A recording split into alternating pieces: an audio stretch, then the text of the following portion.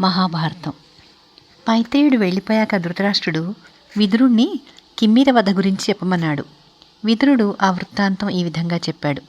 అరణ్యవాసానికి బయలుదేరిన పాండవులు 3 రోజులు ప్రయాణం చేసి అర్ధరాత్రి వేళ కిమ్మీర వనంలో నుంచి పోతూ ఉండగా ఒక భయంకర రాక్షసుడు మెరిసే గుడ్లతో నోరు తెరుచుకుని చేతులు చాచి వారి దారికి అడ్డంగా నిలిచి కనిపించాడు. వాడి ఎర్రని గుడ్లు, తెల్లని కూరపళ్ళు, నెత్తిమీద బంగారు రంగులో నిక్కబొడ్చుకుని ఉన్న వెంట్రుకలు, నల్లని శరీరము భయంకరంగా ఉన్నాయి. వాడి రంకెలకు అరణ్య మృగాలు బెదిరి పారిపోతున్నాయి. వాడి చేతిలో మండుతున్న కొరవి ఉంది. పాండవులు, వారి వెంట ఉన్న ద్రౌపది, బ్రాహ్మణ బృందము ఆ రాక్షసుణ్ణి చూశారు.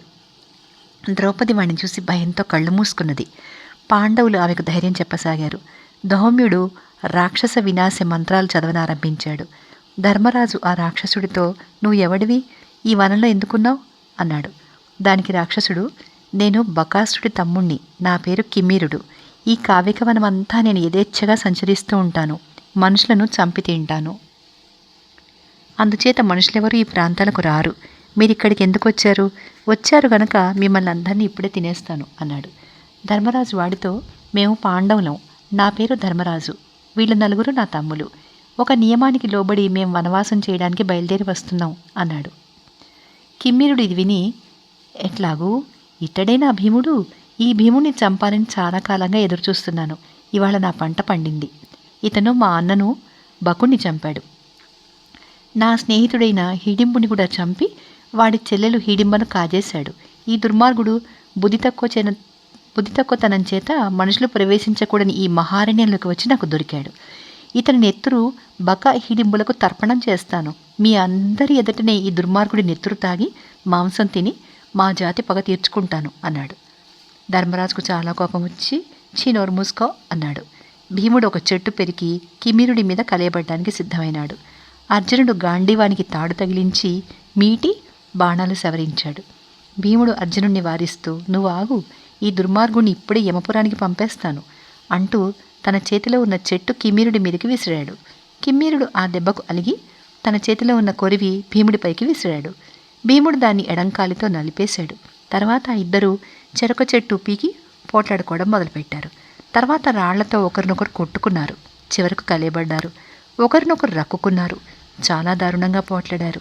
చివరకు రాక్షసుడి బలం తగ్గిపోవడం గమనించి భీముడు వాడిని చంకలో ఇరికించుకుని గిరగిరా తిప్పి కింద పడేసి నడుం మీద కాలు వేసి తొక్కి వాడి తల, చేతులు పట్టుకుని విరిచి చంపాడు. వాడు అతి దారుణంగా రంకెలు పెడుతూ చచ్చాడు. భీముడు వాడి శవాన్ని దూరంగా పారేశాడు. ఆ అరణ్యానికి వాడి పీడ లేకుండా చేశాడు. తర్వాత ద్రౌపది, ధౌమ్యుడు భీముని ఎంతగానో అభినందించారు. కిమ్మీర వధ అలా జరిగిందని విదురుడు చెప్పేసరికి ధృతరాష్ట్రుడు నిట్టూర్పులు విడుస్తూ తల వంచుకుని విచారంలో మునిగిపోయాడు. పాండవులు అధర్మమైన జూదంలో ఓడి అరణ్యాలలో ఉన్న మాట తెలిసి యాదవులు, పాంచాలులు వారిని చూడవచ్చారు. యాదవులను వెంట పెట్టుకుని వచ్చిన కృష్ణుడు కంటతడి పెట్టుకుని క్రోధావేశంతో, "పాపాత్ములైన దుర్యోధన, శకుని, కర్ణుల రక్తంతో భూమి తడవాలి. అటువంటి అధర్మపరులను చంపడం ఉత్తమ ధర్మం. వారందరినీ ఒక్క పెట్టున చంపి ధర్మరాజుకు రాజ్యాభిషేకం చేద్దాం" అన్నాడు. ద్రౌపది తన వాళ్ళైన దృష్టద్యుమ్నుడు మొదలైన పాంచాలులను వెంటబెట్టుకుని కృష్ణుడి వద్దకు వచ్చి తనకు కౌరవులు చేసిన పరాభవాలను చెప్పుకుని కుమిలి కుమిలి ఏడ్చింది. కృష్ణుడు ఆమెను ఓదారుస్తూ, "ద్రౌపది, నిన్ను అవమానించిన ఆ దుర్మార్గులు నశించి తీరుతారు.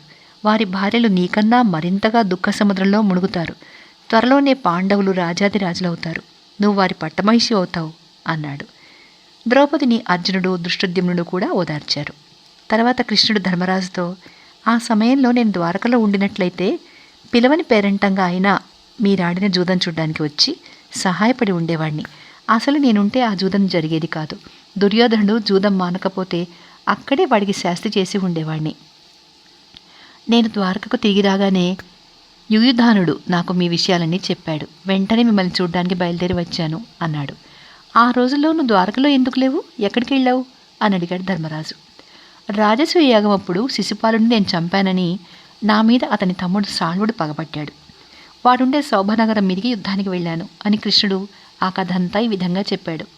కృష్ణుడు రాజసూయ యాగం అప్పుడు శిశుపాలుని చంపాడు అన్నది సాల్వుడికి తెలియగానే అతను శోభం అనే విమానం మీద ద్వారకపైకి వచ్చి దాడి చేశాడు. అప్పుడు కృష్ణుడు ఇంకా ఇంద్రప్రస్థంలోనే ఉన్నాడు. అందుచేత తమ నగరాన్ని ముట్టడించిన సాళ్వుడితో యుద్ధం చేయడానికి ఉగ్రసేనుడు సన్నాహాలు చేసి దుర్గరక్షణకు గాను శూరులను నియమించి యుద్ధం చేయడానికి గదుడు, సాంబుడు మొదలైన వారిని పంపాడు. యుద్ధం జరిగింది. అందులో ప్రద్యుమ్నుడు గొప్ప పరాక్రమం చూపి సాళ్వుడి సేనలను చిందరవందర చేశాడు. ఇంతలో కృష్ణుడు ఇంద్రప్రస్థం నుంచి ద్వారకకు తిరిగి వచ్చాడు.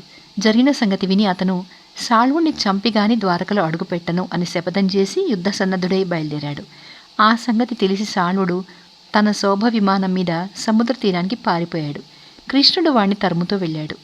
సాళ్వుడు తన విమానాన్ని సముద్రానికి ఎగువగా ఆకాశంలో నిలిపి నవ్వుతూ కృష్ణుని యుద్ధానికి ఆహ్వానించాడు.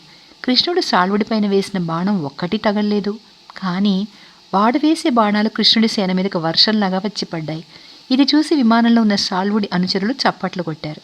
ఆ ధ్వనిని బట్టి కృష్ణుడు బాణాలు వేసి కొందరిని చంపగలిగాడు. కానీ విమానం సహాయంతో సాళ్వుడు మాయాయుద్ధం జయప్రదంగా సాగించాడు. కృష్ణుడి సారథి అయిన దారుకుడికి కూడా తమకు విజయం కలగదేమో అనే సందేహం కలిగింది. ఈ దారుణ పరిస్థితుల్లో కృష్ణుడున్న చోటికి కృతవర్మ పంపిన దూత ఒకడొచ్చి సాళ్వుడు అదృశ్యంగా ద్వారక ప్రవేశించి కృష్ణుడి తండ్రి అయిన వసుదేవుణ్ణి చంపేసినట్లు వార్త తెచ్చాడు.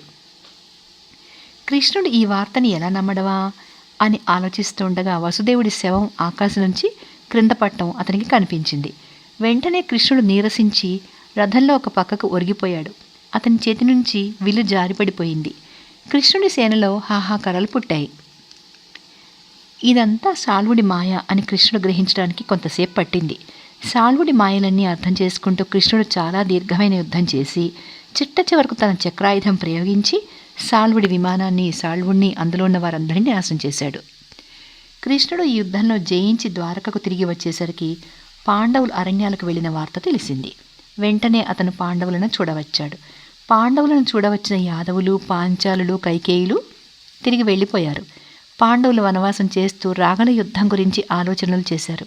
ఒకనాడు ధర్మరాజు అర్జునుడితో, అర్జున, పూర్వం వృత్రాసుడి దెబ్బకు తట్టుకోలేక దేవతలందరూ తమ తమ అస్త్రాలను ఇంద్రుడి వద్ద ఉంచారు. ప్రతిస్మృతి అనే విద్యను వ్యాసమహాముని నాకు చెప్పాడు. నువ్వు దాని ద్వారా ఇంద్రుడిని మెప్పించి ఆ అస్త్రాలని సంపాదించుకురా. రేపు దుర్యోధనుడి పక్షాన భీష్మ, ద్రోణ, కర్ణాదులు నిలిచి యుద్ధం చేస్తారు.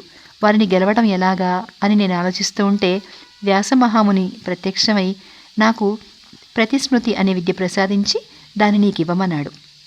నా నుంచి నువ్వు దాన్ని తీసుకుని పునశ్చరణ చేసి ఇవాళే ఉత్తరంగా బయలుదేరి వెళ్ళు అన్నాడు. అర్జునుడు ధర్మరాజు నుంచి ప్రతిస్మృతి గ్రహించి అగ్నిని ఆరాధించి ప్రదక్షిణం చేసి కవచము, గాండివము, అక్షయ తూణీరాలు ధరించి ధౌమ్యుడికి, ధర్మరాజుకు ప్రదక్షిణ నమస్కారాలు చేసి సెలవు పుచ్చుకొని బయలుదేరారు. ద్రౌపది అతన్ని సాగనంపడానికి కొంత దూరం వెంట వచ్చి, నువ్వు వెళ్లే పని సఫలం అవుగాక. నువ్వు లేని లోటు మమ్మల్ని అందరినీ బాధిస్తుంది. నీ క్షేమం కోరుతూ నీ రాక కోసం ఎదురు చూస్తూ ఉంటాం. మా కష్టసుఖాలన్నీ నీ మీదే ఆధారపడి ఉన్నాయి. విఘ్నాలు లేకుండా వెళ్ళిన పని చేసుకురా అంది. అర్జునుడు అరణ్యాల వెంబడి ప్రయాణం చేస్తూ దారిలో తగిలిన హిమాలయాన్ని, గంధమాదన పర్వతాన్ని దాటి ఇంద్రకీలాద్రి చేరాడు. అతను అతివేగంగా ముందుకు సాగిపోతుండగా ఆగు అన్న మాట వినిపించింది. ఈ నిర్జన ప్రదేశంలో ఎవరు మాట్లాడారా అని అర్జునుడు చుట్టూ కలయి చూసేసరికి ఆ చెట్టు నీడను ఒక తపస్వి కనిపించాడు. ఆయన పింగళవర్ణ దేహం కలిగి బక్కచిక్కి కూడా బ్రహ్మ తేజస్సుతో వెలుగుతున్నాడు. అర్జునుడు ఆయన వద్దకు వెళ్ళి నిలబడ్డాడు. నాయనా, నువ్వెవరు? యుద్ధానికి వెళ్లేవాడిలాగా కవచము, ఆయుధాలు ధరించి ఈ వనంలో ఎందుకు తిరుగుతున్నావు? ఇక్కడ గొప్ప గొప్ప తపస్సులు, ఇంద్రియాలను జయించిన వారు ఉంటారు. ఇలాంటి చోట ఈ ఆయుధాలు ఎందుకు? అందుచేత వీడినవతల పారే అన్నాడు ఆయన. అర్జునుడు అందుకు సమ్మతించలేదు. తపస్వి ఎంత చెప్పినా కూడా ప్రయోజనం లేకపోయింది. అప్పుడు ఆ తపస్వి, నాయనా, నీ పట్టుదలకు సంతోషించాను. నేను ఇంద్రుణ్ణి. ఏం వరం కావాలో కోరుకో అన్నాడు. అర్జునుడు ఇంద్రుడికి నమస్కారం చేసి, దేవా, నాకు దివ్యాస్త్రాలన్నీ ప్రసాదించు అన్నాడు. దానికి ఇంద్రుడు, వెర్రివాడా, నీకిక అస్త్రాలెందుకు? పుణ్యలోకాలే ఇస్తాను, హాయిగా సుఖించు అన్నాడు. మా అన్నలు తమ్ములు అరణ్యాల్లో పడరాని పాటలు పడుతూ ఉంటే నేనొక్కడిని సుఖించినా నా వల్ల కాదు. నేను క్షత్రియుణ్ణి. చచ్చిన తర్వాత కూడా నా కీర్తి నిలిచి ఉండాలి. అంతేగాని సుఖం కోసం అపకీర్తి పాలు కాలేను అన్నాడు అర్జునుడు. ఇంద్రుడు అర్జునుడి మంచితనాన్ని మెచ్చుకుని, నాయనా, నీ కోరిక నెరవేరాలంటే నువ్వు ముందు శివుడి దర్శనం చేసుకో, వెళ్ళి ఆయనని ప్రత్యక్షం చేసుకో అని చెప్పి అంతర్ధానమైనాడు. ఊర్వశి శాపం. శివుడి దర్శనం చేసుకోమని సలహా చెప్పి ఇంద్రుడు అదృశ్యం కాగానే అర్జునుడు శివుణ్ణి ఆరాధించడానికి నిశ్చయించుకుని ముందుకు సాగాడు. అతనికి అమిత మనోహరమైన వనం ఒకటి తగిలింది. అందులోని చెట్లు చాలా అందంగా ఉన్నాయి. పూల నుంచి సువాసన వస్తున్నాయి. శివుణ్ణి గురించి తపస్సు చేయడానికి అది చాలా అనుకూలమైన ప్రదేశంగా అర్జునుడికి తోచింది. అర్జునుడు జడలు ధరించి నారబట్టలు కట్టి 4 నెలల పాటు శివుణ్ణి గురించి అతి దారుణమైన తపస్సు చేశాడు. అతని నుంచి దారుణమైన వేడి పుట్టి వనమంతా పొగ చుట్టేసింది. అది చూసి ఆ వనంలో ఉండే ఋషులు శివుడి వద్దకు వెళ్ళి అర్జునుడి కోరిక తీర్చి అతని తపస్సు మాన్పించమని బ్రతిమలాడుకున్నారు. శివుడు వారితో అర్జునుడి కోరిక తీర్చబోతున్నానని భయపడవద్దని చెప్పి పంపేశాడు. ఋషులు వెళ్ళిపోగానే శివుడు కిరాతుడి వేషం ధరించాడు. పార్వతి, ప్రమదులు ఆయన అనుచరులకు తగిన వేషాలు ధరించారు. అందరూ కలిసి అర్జునుడు తపస్సు చేసుకునే వనంలో విహరిస్తున్నారు. అదే సమయంలో మూకుడు అనే రాక్షసుడు పంది రూపంలో అర్జునుడి మీదకు చంపడానికి వచ్చాడు. తపస్సు చేసుకునే అర్జునుడు విల్లు, బాణాలు తీసుకుని ఆ పందిని చంపబోయాడు. ఇంతలో కిరాతుడి రూపంలో ఉన్న శివుడు అర్జునుడితో, ఒరే, ఆ పందిని నేను కొడతాను, నువ్వు కొట్టకు అన్నాడు. అర్జునుడు ఆ మాట లక్ష్యపెట్టక పందిని బాణంతో కొట్టాడు. కిరాతుడు కూడా దాన్ని తన బాణాలతో కొట్టాడు. ఇద్దరి బాణాలు తగిలి ఆ రాక్షసుడు నిజ స్వరూపంతో బయటపడి చచ్చాడు. అప్పుడు అర్జునుడు కిరాతుడితో, ఎవరు నువ్వు? నిర్జనమైన ఈ వనంలో ఆడదాన్ని వెంట పెట్టుకుని ఎందుకు తిరుగుతున్నావు? తను చంపడానికి వచ్చిన ఈ రాక్షసుడిని నేను కొడుతుంటే నాతో సమంగా నువ్వు కూడా ఎందుకు బాణాలు వేశావు? ఇది వేటగాడి ధర్మం కాదు. ఇలా చేసినందుకు నేను నిన్ను చంపేస్తాను అన్నాడు. కిరాత వేషంలో ఉన్న శివుడు అర్జునుడి మాటలకు నవ్వి, నేను ఆడవాళ్లను వెంట వేసుకు తిరుగుతున్నానని నీకెందుకు విచారం? ఇది మా ఆటవికుల ధర్మం. నిర్జనమైన ఈ అరణ్యంలో నువ్వెందుకున్నావు? నువ్వు చూడబోతే నాగరికుడవుగాను సుకుమారంగాను ఉన్నావు. ఈ పంది మాట అంటావా? దాన్ని ముందు కొట్టిన వాడిని నేను కొట్టిన పందిని నువ్వు కొట్టావు. బలం ఉన్నది కదా అన్న పొగరుతో నన్ను తప్పుపడుతున్నావు. అంత బలవంతుడివైతే నాతో యుద్ధానికి రా అంటూ అర్జునుడిని రెచ్చగొట్టాడు. అర్జునుడు అలిగి కిరాతుడి మీద వరుసగా బాణాలు వేశాడు. కానీ కిరాతుడు వాటిని లక్ష్యపెట్టక, ఇవేం బాణాలు? ఇంతకన్నా మంచి బాణాలు లేవా? ఇంతకన్నా బాగా యుద్ధం చేయలేవా అన్నాడు. అమోఘమైన తన అస్త్రాలను లక్ష్యపెట్టని ఈ కిరాతుడు మాయావేషంలో ఉన్న మహనీయుడెవడో అయి ఉంటాడు అని అర్జునుడికి అనుమానం కలిగింది. మామూలు కిరాతుడైతే ఎప్పుడో పోయి ఉండేవాడు. ఏమైనా అర్జునుడు వెనకాడకుండా కిరాతుడిపైన బాణవర్షం కురిపించాడు. కొద్దిసేపట్లో అక్షయ తూణీరాలు ఖాళీ అయిపోయాయి. అగ్నిదేవుడు ప్రసాదించిన అక్షయ తూణీరాలు ఖాళీ అయిపోవడం అర్జునుడి అనుమానాన్ని మరింత పెంచింది. అయినప్పటికీ ఆయన వెనకాడక తన గాంధీవం మొనతో ఆ కిరాతుడిని పొడిచి చంపబోయాడు. మరుక్షణం గాంధీవం మాయమైపోయింది. దాన్ని కూడా లక్ష్యపెట్టక అర్జునుడు కత్తి దూసి దానితో కిరాతుడిని కొట్టాడు. కత్తి ముక్కలు ముక్కలే కింద పడింది. అర్జునుడు ఇప్పుడు నిరాయుధుడు. అతను కిరాతుడి పైన చెట్ల కొమ్మలు విసిరాడు, రాళ్లు రువ్వాడు. అర్జునుడు ఏది ప్రయోగించినా కిరాతుడి మటుకు చెల్లించలేదు. అప్పుడు అర్జునుడు కిరాతుడిపై కలియబడి పిడికిళ్లతో కొట్టసాగాడు.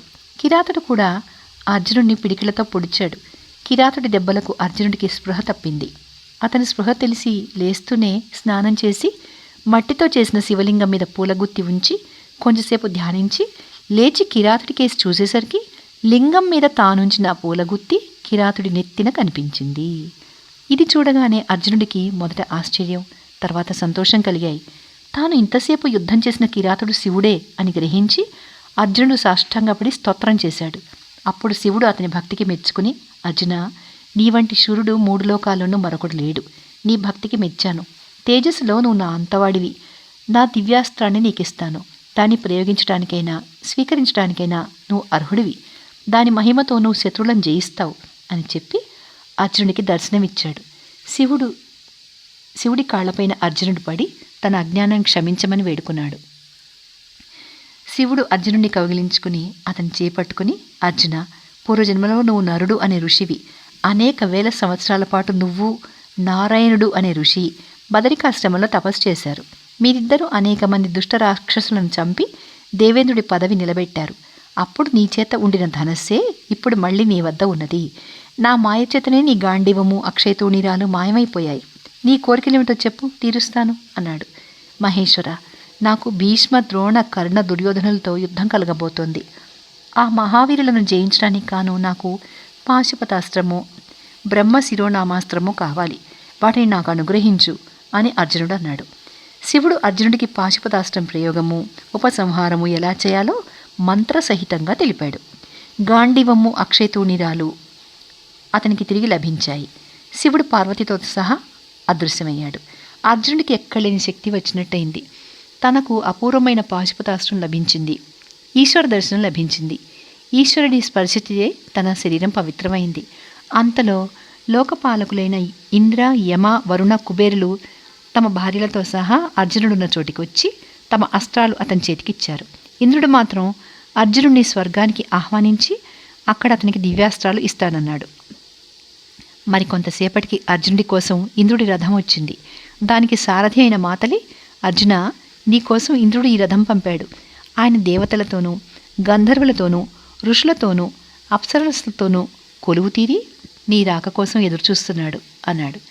ఇంద్రుడి రథం ఎక్కటం మాట అటుంచి తాకటానికైనా తనకు అర్హత లేదేమో అని అర్జునుడికి అనిపించింది. అయినా ఇంద్రుడి అనుజ్ఞ అయింది కనుక ఎక్కదలిచి ముందు మాతలిని ఎక్కమని తర్వాత తానెక్కాడు. రథం ఆకాశంలోకి లేచి సిద్ధమార్గాన పోసాగింది.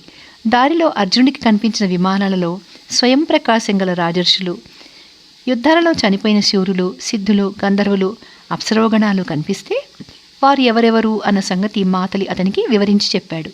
కొంతసేపటికి అర్జునుడికి అమరావతి నగరం అంత దూరాన కానవచ్చింది. దాని వెలుపలి ద్వారం మీద ఎత్తైన గోపురం ఉంది. అది చూస్తేనే అర్జునుడికి పరమానందమైంది. నగరం లోపల నందనవనంలో అప్సరసలు విహరిస్తున్నారు. అర్జునుడి రథం అమరావతి నగరం ప్రవేశించగానే దేవతలు ఇంద్రుడి ఆజ్ఞపై అతనికి ఎదురు వచ్చారు. గంధర్వులు, సిద్ధులు, అప్సరసలు అతనికి మంగళోపచారాలు చేశారు. నారదుడు మొదలుగా గల దేవర్షులు అర్జునుడిని ఆశీర్వదించారు. అర్జునుడు మొగసాల వద్ద రథం దిగి ప్రాకారాలు దాటి దేవేంద్రుడి సుధర్మ అనే సభ ప్రవేశించాడు. అక్కడ దేవేంద్రుడు నిండు కొలువులో ఉన్నాడు. ఆయన చుట్టూ గంధర్వులు స్తోత్ర పాఠాలు చేస్తున్నారు. వేదఘోష వినిపిస్తోంది. సిద్ధ, చారణ, మరుత్తులు, విశ్వే దేవతలు, అశ్వినులు, ఆదిత్యులు, వసువులు, రుద్రులు, బ్రహ్మర్షులు, రాజర్షులు ఉన్నారు. ఇంద్రుడి పైన తెల్లని గొడుగుంది. ఆయనకు వింజామరలు వీస్తున్నారు. అర్జునుడు ఇంద్రుడి వద్దకు వెళ్ళి ప్రణామం చేశాడు. ఇంద్రుడు అతన్ని కౌగిలించుకుంటూ లేవదీసి తన సింహాసనం మీద తన పక్కనే కూర్చోపెట్టుకున్నాడు. ఆయన తన కొడుకైన అర్జునుడికేసి మళ్ళీ మళ్ళీ చూస్తూ ఎంతో మురిసిపోయాడు. నారదుడు వీణ వాయించాడు. తుమ్మురుడు పాడాడు. అప్సరసలు నాట్యాలు చేశారు. తర్వాత దేవతలు ఇంద్రుడి ఆజ్ఞపైన అర్జునుడికి అర్ఘ్యపాద్యాలు ఇచ్చి అందమైన విడిది గృహానికి అతన్ని తీసుకుపోయారు. అర్జునుడు స్వర్గంలో చాలా కాలం ఉండి దేవతాస్త్రాల ప్రయోగ ఉపసంహారాలు పూర్తిగా గ్రహించాడు. ఆ సమయంలో ఇంద్రుడు అర్జునుడికి చిత్రసేనుడు అనే గంధర్వుడి చేత దేవతల సంగీతము, నృత్యము నేర్పించాడు. అర్జునుడికి స్వర్గంలో ఉన్న అరణ్యవాసం చేసే తన వాళ్ళు, తనకు దూరమైపోయిన తల్లి జ్ఞాపకం వచ్చి మనసు ఎంతో బాధపడేది. అర్జునుడికి ఊర్వశిపైన మనసు కలిగింది అని ఇంద్రుడు అపోహపడి చిత్రసేనుని పిలిచి అర్జునుడి కోరిక తీర్చమని ఊర్వశితో నా మాటగా చెప్పు అన్నాడు. అలాగే చిత్రసేనుడు ఊర్వశితో చెప్పాడు. ఊర్వశికి అదివరకే అర్జునుడిపైన మోహం కలిగి ఉంది. అందుచేత ఆమె ఇంద్రుడి ఆజ్ఞ పాలించడానికి ఒప్పుకొని ఒక నిండు వెన్నెల రాత్రి అర్జునుడి విడిదికి వెళ్ళింది. అద్భుతంగా సింగారించుకుని సువాసనలు చిమ్ముతూ రాత్రివేళ తన విడిదికి వచ్చిన ఊర్వశిని చూసి అర్జునుడు అదిరిపడి ఆమె పాదాలకు భక్తితో మొక్కి, దేవి, నీ రాకకు కారణమేంటి? నా వల్ల ఏం కావాలి అని అడిగాడు. ఊర్వశి తాను వచ్చిన పని చెప్పింది. అర్జునుడు హరిహరి అని చెవులు మూసుకుని, అమ్మా, నువ్వు నాకు కుంతీదేవి వంటి దానివి, శచీదేవి వంటి దానివి, మా మూలపురుషుడైన పురూరవుడికి భార్యవు, నేను నిన్ను తల్లిగానే భావిస్తున్నాను అన్నాడు. దానికి ఊర్వశి, అర్జున, ఈ దేవలోకంలో మా పద్ధతులు వేరు. మీ భూలోకంలో ఉన్నట్టుగా మాకిక్కడ వావి వరుసలు లేవు. అందుచేత లేనిపోని అనుమానాలు పెట్టుకోక నాతో సుఖంగా ఉండు అన్నది. అర్జునుడు ఆమెతో, అమ్మా, మీరు దేవతలు, మీరు ఏది చేసినా తప్పులేదన్న మాట నిజమే, కానీ నేను మానవ మాత్రుణ్ణి. అందుచేత మీరు చేసే పనులు నేను చేయలేను. నువ్వు నాకు తల్లిలాంటి దానివి. నా మీద ఇతర భావాలు పెట్టుకోక నన్ను నీ కొడుకులాగా చూసుకో అన్నాడు. ఊర్వశికి ఆగ్రహం కలిగింది. ఆమె అర్జునుడితో, ఓయి, నేను స్త్రీని, స్వేచ్ఛగలదాన్ని. నిన్ను వరించి వస్తే నువ్వు నన్ను తృణీకరించావు. అందుచేత నిన్ను నపుంసకుడివి కమ్మని శపిస్తున్నాను. పేడివై అంతఃపురంలో ఆడవాళ్ల మధ్య ఆటపాటలతో కాలక్షేపం చేస్తూ ఉండిపోదవుగాక అని శపించి గిరుక్కున తిరిగి వెళ్ళిపోయింది. అర్జునుడు ఆ రాత్రి ఎలాగో గడిపి మర్నాడు చిత్రసేనుడు రాగానే అతనితో గడిచిన రాత్రి ఊర్వశి తన వద్దకు రావటము, తాను ఆమెను తోసిపుచ్చటము, ఆమె తనను శపించి వెళ్ళిపోవడము వివరించి చెప్పాడు. ఇదంతా చిత్రసేనుడి ద్వారా విని ఇంద్రుడు అర్జునుడి వద్దకు వచ్చి, అర్జున, నువ్వు నిజంగా ఇంత నిగ్రహం కలవాడివని నేను అనుకోలేదు. ఇంత నిగ్రహం కలవారు మహర్షులలో కూడా చాలా అరుదుగా ఉంటారు. ఊర్వశి శాపానికి భయపడకు. మీరు 1 ఏడాది పాటు అజ్ఞాతవాసం చేయాల్సి ఉంది కదా, అప్పుడు ఈ శాపాన్ని అనుభవించు. అందువల్ల నీకు మేలే అవుతుంది. ఆ ఏడాది కాగానే నీకు ఊర్వశి శాపం తీరిపోతుంది అన్నాడు. ఆ మాటలతో తృప్తిపడి అర్జునుడు చిత్రసేనుడి వెంట తిరుగుతూ స్వర్గంలో కాలం గడిపాడు. పాండవుల తీర్థయాత్రలు. ఇంద్రుడి వద్ద అర్జునుడు ఉండే సమయంలో రోమజుడు అనే మహర్షి 3 లోకాలు తిరుగుతూ స్వర్గానికి వెళ్ళి ఇంద్రసింహాసనం మీద ఇంద్రుడితో పాటు కూర్చుని ఉన్న అర్జునుడిని చూసి అంతులేని ఆశ్చర్యంతో, ఇతను ఎంత తపస్సు చేస్తే ఇంద్రుడి సింహాసనం మీద కూర్చుని అర్హత లభించి ఉండాలి అనుకున్నాడు. ఆయన ఆశ్చర్యాన్ని గమనించి ఇంద్రుడు చిరునవ్వు నవ్వి, మునీశ్వర, ఈ అర్జునుడు సాధారణ మానవుడు కాడు. పూర్వజన్మలో నరుడు అనే మహర్షి, నారాయణుడు అనే మహర్షితో కలిసి ఇతను అనేక వేల ఏళ్లు బదరికావనంలో తపస్సు చేశాడు. నారాయణ ఋషి పూర్వజన్మలో కపిల మహాముని. నరనారాయణులు ఇద్దరూ భూభారం తగ్గించడానికి ఇప్పుడు అర్జునుడుగాను కృష్ణుడుగాను పుట్టి ఉన్నారు. పాతాళంలో ఉన్న నివాత కవచులు దేవతలను చాలా పీడిస్తున్నారు. వారిని ఈ అర్జునుడు నిర్మూలించాలి. అందుకే అతన్ని ఇక్కడికి రప్పించాను. నువ్వు భూలోకానికి వెళ్ళి కామిక వనంలో ఉన్న ధర్మరాజుతో అర్జునుడు స్వర్గంలో నృత్య సంగీతాలు నేర్చుకుంటూ సుఖంగా ఉన్నాడని చెప్పు అన్నాడు. రోమశ మహర్షి ఇంద్రుడు చెప్పిన ప్రకారం భూలోకానికి బయలుదేరాడు. అర్జునుడు స్వర్గానికి వెళ్ళాడని, దివ్యాస్త్రాలు సంపాదించుకున్నాడని ధృతరాష్ట్రుడికి వ్యాసుడు తెలిపాడు. వెంటనే ధృతరాష్ట్రుడు సంజయుడిని పిలిచి, విన్నావా సంజయ, అర్జునుడు స్వర్గానికి వెళ్ళి దివ్యాస్త్రాలు సంపాదించాడట. దుర్యోధనుడి దుర్బుద్ధి వల్ల ఎటువంటి ప్రమాదం ఏర్పడిందో చూడు. పాపం ప్రజలు ఎలాంటి ఆపదలు పొందుతారో. ధర్మరాజు అర్జునుడు కలిసి 3 లోకాలు జయించగలరు. నా కొడుకులకు చావు మూడింది అని దిగులుపడ్డాడు. ఇందులో అబద్ధమేమీ లేదు. ద్రౌపదిని సభకు ఈడ్చి తెచ్చి అన్ని విధాలా అవమానిస్తే మీ కొడుకుల మీద పాండవులకు పగ ఉండక ఏం చేస్తుంది అన్నాడు సంజయుడు. అర్జునుడు తిరిగి వచ్చేదాకా తీర్థయాత్రలు చేయమని ధౌమ్యుడు ధర్మరాజుకు చెప్పాడు. ధర్మరాజు తన తమ్ములను, ద్రౌపదిని, బ్రాహ్మణ బృందాన్ని వెంట పెట్టుకుని తిరుగుతూ తీర్థయాత్రలు చేయడానికి పోదామనుకుంటుండగా వారి వద్దకు రోమశుడు వచ్చి, ఇంద్రుడి సభ అయిన సుధర్మకు వెళ్ళాను. సింహాసనం మీద మీ అర్జునుడు ఇంద్రుడితో పాటు కూర్చునున్నాడు. నాకెంతో ఆశ్చర్యం కలిగింది. అర్జునుడు సుఖంగా ఉన్నాడని మీతో ఇంద్రుడు చెప్పమన్నాడు. అందుకే వచ్చాను. అర్జునుడికి ఇంద్రుడు ఎన్నో దివ్యాస్త్రాలు ఇచ్చాడు. ప్రస్తుతం అతను చిత్రసేనుడు అనే గంధర్వుడి వద్ద నృత్యము సంగీతము నేర్చుకుంటున్నాడు. ఇంద్రుడు నేను తీర్థయాత్రలు చేయమన్నాడు. నేను ఇదివరకు 2 సార్లు తీర్థయాత్రలు చేశాను. మళ్ళీ 3వసారి మీ వెంట వస్తాను అన్నాడు. ధర్మరాజుకు చాలా ఆనందమైంది. అర్జునుడు వెళ్ళిన పని సానుకూలమైంది. తాను చేయాల్సిన తీర్థయాత్రనే చేయమని ఇంద్రుడు కబురు పంపాడు. ధర్మరాజు తీర్థయాత్రలకు బయలుదేరే ముందు తన వెంట ఉన్న బలగంలో కొంతమందిని హస్తినాపురానికి, మరికొంతమందిని ద్రుపదుడి నగరానికి పంపి ఆయుధాలు కవచాలు గల ఇంద్రసేనుడు మొదలైన వారిని కొద్దిమందిని మాత్రమే దగ్గరుంచుకున్నాడు. పాండవులు తీర్థయాత్రలు చేస్తూ గోమతి తీర్థము, కన్యాతీర్థాలు, గోతీర్థము, బాహుదా నదీ తీరము, త్రివేణి, గయాక్షేత్రము సేవించారు. అగస్త్యుడి ఆశ్రమానికి వెళ్ళి అక్కడ అగస్త్యుడి కథ విన్నారు. పూర్వం మణిమంతం అనే పట్టణంలో ఇల్వలుడు, వాతాపి అని 2 అన్నదమ్ములు ఉండేవారు. వాళ్ళు బ్రాహ్మణులకు ఆతిథ్యం ఇచ్చి చంపేస్తూ ఉండేవాళ్ళు. వాతాపి మేకగా మారేవాడు. ఇల్వలుడు ఆ మేకను వండి బ్రాహ్మణ అతిథికి పెట్టి వాతాపి రా అని పిలిచేవాడు.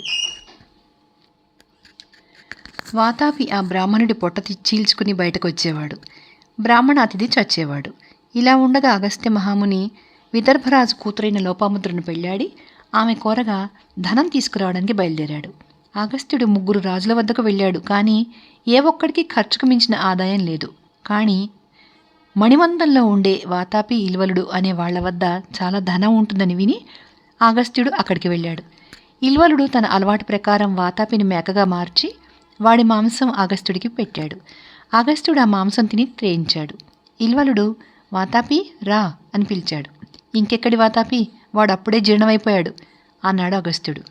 ఇల్వలుడు తెల్లమొహం వేసి అగస్త్యుడికి ఆయన వెంట వచ్చిన 3 రాజులకు అంతులేని ధనం ఇచ్చి పంపేశాడు. అగస్త్యుని గురించి ధర్మరాజు ఇంకా ఎన్నో కథలు విన్నాడు.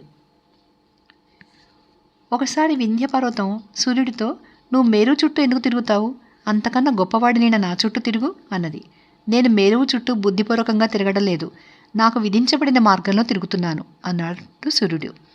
వింధ్యుడికి కోపం వచ్చి సూర్యచంద్రుల దారికి, గ్రహాల దారికి అడ్డంగా పెరిగాడు. లోకం అంధకారమయమైపోయింది. అప్పుడు దేవతలు అగస్త్యుడి వద్దకు వెళ్ళి, మునీశ్వర, నీ శిష్యుడైన వింధ్యుడు లోకాన్ని తారుమారు చేసేశాడు, అతన్ని అదుపులో పెట్టు అని వేడుకున్నారు. అప్పుడు అగస్త్యుడు లోపముద్రతో సహా వింధ్యపర్వతం వద్దకు వెళ్ళి, నాయన, నేను పని మీద దక్షిణానికి వెళ్తున్నాను, దారి అన్నాడు. వింధ్యుడు అగస్త్యుడికి సాష్టాంగపడి దారి ఇచ్చాడు. నేను తిరిగి వచ్చేదాకా ఇలాగే ఉండు అన్నాడు అగస్త్యుడు. ఆ మహాముని దక్షిణ నుంచి తిరిగి రాలేదు. వింధ్యుడు తిరిగి తల ఎత్తనూ లేదు. కాలకేయులు అనే రాక్షసులు సముద్రంలో నివసిస్తూ రాత్రిపూట భూమి మీదికి వచ్చి బ్రాహ్మణులను క్షోభపెట్టసాగారు. సముద్రం ప్రవేశించి కాలకేయులను చంపటం దేవతలకు సాధ్యం కాక వాళ్ళు అగస్త్యుడి శరణుజొచ్చారు. అప్పుడు ఆ ముని సముద్ర జలం అంతా ఒక్క గుక్కలో తాగేశాడు. కాలకేయులు బయటపడ్డారు. దేవతలు వారితో యుద్ధం చేసి అనేక మందిని చంపారు. చావగా మిగిలిన కాలకేయులు పాతాళంలోకి పారిపోయారు. అప్పుడు వట్టిపోయిన సముద్రం భగీరథుడు గంగను భూమికి తెచ్చినప్పుడు తిరిగి జలమయమైంది. అగస్త్యుడి ఆశ్రమం నుంచి బయలుదేరి పాండవులు అనేక తీర్థాలు సేవిస్తూ కౌశికీ నదీ తీరం చేరి అక్కడ ఉన్న విశ్వామిత్రుడి ఆశ్రమం, దాని అవతల ఉన్న విభాండకుడి ఆశ్రమం చూసి విభాండకుడి కొడుకైన ఋష్యశృంగుడి కథ విన్నారు. అంగదేశాన్ని పాలించే రోమపాదుడు దశరథుడి స్నేహితుడు. ఆయన బ్రాహ్మణులకు ద్రోహం చేయగా బ్రాహ్మణులందరూ ఆ రాజ్యాన్ని వదిలిపోయారు. తర్వాత అక్కడ వానలు కురవక క్షామం ఏర్పడింది. అప్పుడు రోమపాదుడు తన మంత్రుల సలహాపై వేశ్యలను పంపి ఋష్యశృంగుని ఆకర్షించి తన దేశానికి తెచ్చుకుని తన కుమార్తె అయిన శాంతను అతనికిచ్చి పెళ్లి చేశాడు. ఋష్యశృంగుడు అడుగు పెట్టగానే అంగదేశంలో ఎప్పటిలాగా వానలు కురిశాయి. పాండవులు ఇలా అనేక తీర్థాలు సేవిస్తూ మహేంద్ర పర్వతం వద్దకు వెళ్ళారు. అక్కడ అకృతవర్ణుడు అనేవాడు ధర్మరాజుకు పరశురాముడి కథ చెప్పాడు. హైహయ వంశాన పుట్టిన కార్తవీర్యుడు దత్తాత్రేయుడి వరం చేత 1000 చేతులు సంపాదించి బలమదాంధుడై అనేక ఉపద్రవాలు చేశాడు. ఒకనాడు ఆ కార్తవీర్యుడు పరశురాముడి తండ్రి అయిన జమదగ్ని ఆశ్రమానికి వచ్చి ఆశ్రమాన్ని ధ్వంసం చేసి హోమధేనువును పట్టుకుపోయాడు. పరశురాముడు ఆశ్రమానికి తిరిగి వస్తూనే ఆ సంగతి విని కార్తవీర్యుడితో యుద్ధం చేసి చంపేశాడు. తర్వాత కార్తవీర్యుడి కొడుకులు వచ్చి ఒంటరిగా ఆశ్రమంలో ఉన్న జమదగ్ని గొంతు కోసి వెళ్ళిపోయారు. అప్పుడు పరశురాముడు పగబట్టి 21 మార్లు ప్రపంచమంతా తిరిగి కనిపించిన ప్రతి క్షత్రియుడిని చంపాడు. పాండవులు ప్రభాస తీర్థాన్ని చేరుకున్నప్పుడు ఆ వార్త తెలిసి బలరాముడు, కృష్ణుడు, ప్రద్యుమ్నుడు, సాత్యకి, అనిరుద్ధుడు మొదలైన యాదవులు వారిని చూడవచ్చారు. ధర్మరాజు యుద్ధంలో కౌరవులందరినీ చంపి రాజ్యం పొందుతాడని యాదవులు పాండవులకు ధైర్యం చెప్పారు. యాదవులు ద్వారకకి తిరిగి వెళ్ళాక పాండవులు తీర్థయాత్రలు కొనసాగించారు. వారు చివరకు గంధమాదన పర్వతం చేరి అక్కడ అర్జునుడి రాక కోసం ఎదురు చూడడానికి నిర్ణయించుకున్నారు. అది మహాపవిత్రమైన ప్రదేశం, అన్ని పుణ్యస్థలాల్లోకి గొప్పది. అక్కడ పాండవులు నరకాసురుడి అస్థికల గుట్టను చూశారు. వాళ్ళు గంధమాదన పర్వతం చేరబోతుండగా భయంకరమైన గాలి బయలుదేరింది. దాంతో దుమ్ము లేచి అంతటా అంధకారమయమైపోయింది. తర్వాత ఆర్భాటంగా మెరుపులతో, ఉరుములతో, కుండపోతగా వర్షం కురిసింది. తాము రక్షించుకోవడానికి తలా ఒక దారి అయిపోయారు. తిరిగి తెల్లవారేసరికి తెరిపి ఇచ్చింది. కానీ ద్రౌపది నడక ప్రయాస వల్ల వాన దెబ్బకు చలికి గడగడ వణుకుతూ మూర్ఛపోయింది.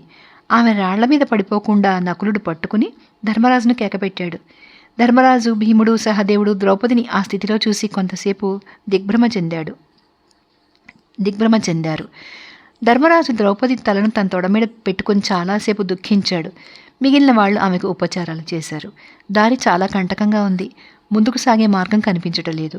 అప్పుడు భీముడు తలుచుకునేసరికి ఘటోత్కచుడు తన రాక్షస బలంతో వచ్చాడు. ఘటోత్కచుడు పాండవులను, ద్రౌపదిని ఎత్తుకున్నాడు. మిగిలిన వాళ్లను రాక్షసులు ఎత్తుకున్నారు. ప్రయాణం అతివేగంగా సాగింది. వాళ్ళు కాలక్రమాన కైలాసం సమీపంలో ఉన్న బదరికాశ్రమం దగ్గర గంగా ప్రవాహం ఉన్న చోట రాక్షసుల భుజాల మీద నుంచి దిగి గంగలో స్నానాలు చేశారు. అక్కడే వారు నివాసాలు ఏర్పరచుకున్నారు. అక్కడ ఉండే మునులు పాండవులకు కందమూలాలతో అతిథి సత్కారం చేశారు. వాళ్ళు అక్కడ 6 రోజులున్న తర్వాత వారికి గాలి వెంట ఒక దివ్యమైన సువాసన తెలియవచ్చింది. అంతలోనే పాండవుల మధ్య ఒక అపూర్వమైన పుష్పం పడింది. అది 1000 రేకులు గల ఎర్ర కలువ పువ్వు. చూడ్డానికి ఎంతో అందంగా ఉండి అద్భుతమైన సువాసనలు వెదజల్లుతోంది. ద్రౌపది ఆ పుష్పాన్ని తీసుకుని భీముడితో, దీన్ని ధర్మరాజుకు ఇస్తాను. ఇలాంటి పుష్పాలను మనం తీసుకుపోయి కామికవనంలో ఉంచుదాం. నా కోసం ఈ పూలను వెతికి తీసుకురాగలవా అంది. భీముడు ఆమె కోరిక తీర్చే ఉద్దేశంతో విల్లు, అంబుల పొది తీసుకుని ఏ గాలికి సౌగంధిక పుష్పం వచ్చి పడిందో ఆ గాలి వచ్చిన దిక్కుగా బయలుదేరాడు.